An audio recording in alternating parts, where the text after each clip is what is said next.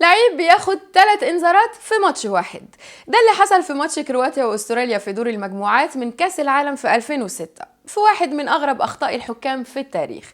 الحكم الانجليزي جراهام بول في الماتش ده ادى الانذار الاول للاعب كرواتيا جوزيب سيميونيتش في الدقيقه 61، وبعد خطأ تاني في الدقيقه 90 خد الانذار التاني ووقف مستني الكارت الاحمر عشان يطرد، بس ده ما حصلش، فكمل لعب عادي بس ساق فيها، واعترض بشكل غير لائق على الغاء جول لكرواتيا عشان ياخد انذار ثالث ويطرد ب3 انذارات مش ب2 في واحده من نوادر كاس العالم. وبسبب الغلطه دي الحكم استبعد من تكمله البطوله بعد ما كان مرشح لحكم المباراه النهائيه. سلامة.